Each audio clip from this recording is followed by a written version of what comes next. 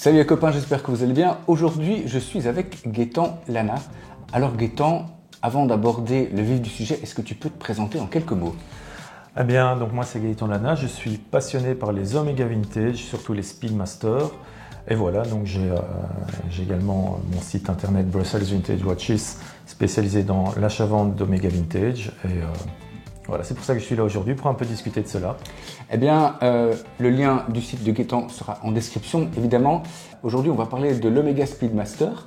Alors, il faut choisir, hein, ou bien on la prend Saphir, alors c'est Saphir, ou bien on la prend en Ezalite, et alors à ce moment-là, on a le fond plein. Mais ça ne devrait pas toujours être comme ça, Gaëtan. Oui, en effet. C'est vrai qu'aujourd'hui, c'est un petit peu, c'est ça qui est un petit peu paradoxal, c'est qu'on n'a pas le choix. C'est soit, si on veut la version vers Ezalite, alors le fond est plein. Et si on veut le fond transparent, ben on est obligé de prendre le verre qui soit saphir également. Et pour les puristes, c'est un petit peu compliqué parce que les puristes, ils veulent justement le plexi à l'avant, et parce que c'est plus chaleureux, c'est la vraie Moonwatch, elle a toujours eu le plexi. Et donc c'est dommage parce qu'on a envie de voir le mouvement également. Et donc il a existé en fait à partir de 1985 une Speedmaster qui est hyper intéressante parce qu'en fait c'est donc une vraie speed classique avec le verre plexi, et à l'arrière en fait elle a le fond saphir. Le calibre 863 qui est en fait un 861 finition luxe, donc avec une plus belle finition, côte de Genève, un beau brossage, des anglages, donc c'est un peu le meilleur des deux mondes en fait. C'est une speed verre plexi avec en plus des index et des aiguilles tritium donc qui ont pris une jolie patine. Et on peut admirer le mouvement, ce qui est vraiment génial parce que c'est un très très beau mouvement. Donc c'est que des avantages en fait.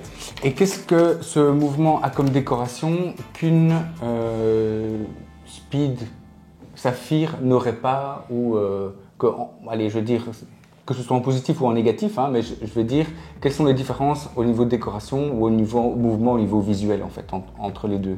Par rapport à la Speed actuelle. Hein, la Speed actuelle oui. qui est en boutique. Voilà.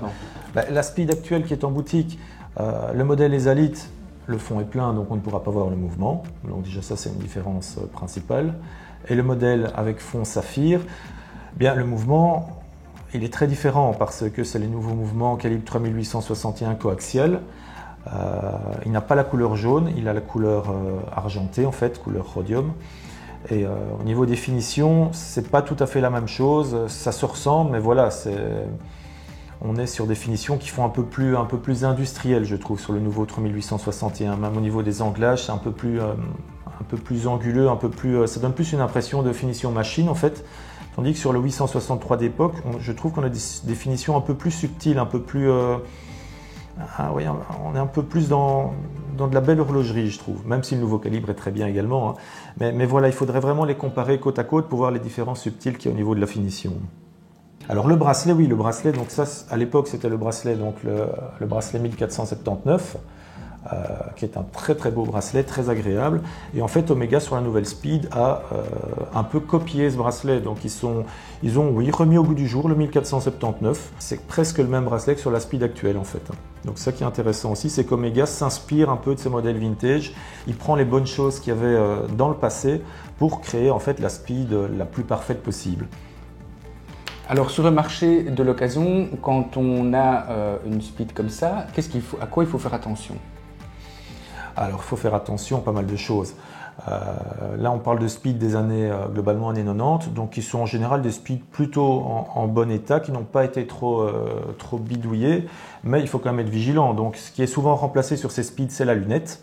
Donc la lunette, il faut vérifier effectivement que ça soit la bonne version de lunette des années 90 et pas une version neuve. Même si ce n'est pas très très grave, hein. On n'est pas sur une lunette remplacée, c'est vraiment pas dramatique sur ces références. Ce qui est surtout important aussi, c'est le cadran. Le cadran, les aiguilles, voilà, à l'époque c'était tritium. Donc index tritium, aiguille tritium. Alors pour le reconnaître, c'est assez facile, le cadran, donc en fait à 6 heures, c'est marqué T Swiss Made T. Donc les deux T indiquent que c'est cadran tritium. Alors sur le marché de professionnels vers les particuliers, dans quelle gamme de prix on peut trouver ce genre de montre? C'est là que les choses sont intéressantes, c'est qu'en fait Omega a sans arrêt augmenté les prix neufs de la Speed, notamment en étant passé au nouveau calibre 3861. Donc aujourd'hui une nouvelle Speed en boutique Omega c'est dans les 7000 €. Et c'est vraiment étonnant, mais une Speed vintage années 90 est moins chère qu'une neuve en général. Donc c'est aussi pour ça que le marché du vintage est en train de gagner de plus en plus en popularité. Voilà, une Speed années 90 classique fond plein, ça tourne autour de 5 000, 5 500 euros plus ou moins. La version comme j'ai ici fond saphir, qui est pour moi hyper intéressante parce qu'on a ce petit côté en plus, on peut vraiment admirer ce superbe mouvement. Et là, c'est autour de 6 500 euros plus ou moins. Donc, il y a globalement, oui, plus ou moins 1 000 euros d'écart, ce qui n'est pas grand-chose par rapport, en tout cas, à la valeur ajoutée, je trouve, de ce fond transparent. Donc, le marché de la Speed Vintage est vraiment intéressant parce qu'on a des super montres qui sont à des prix encore relativement abordables et même moins chers qu'une Speed neuve. C'est un peu comme si chez Rolex, on avait une Daytona Vintage moins chère qu'une nouvelle. C'est vrai, ça serait fabuleux. Enfin, c'est la belle au bois dormant, voilà. Cet Omega, c'est la belle au bois dormant. Oui, c'est une montre très intéressante. Eh bien, merci Gaëtan pour toutes ces explications. Donc, le lien vers le site de Gaëtan est en description. Et Gaëtan, j'espère qu'on va se revoir très bientôt.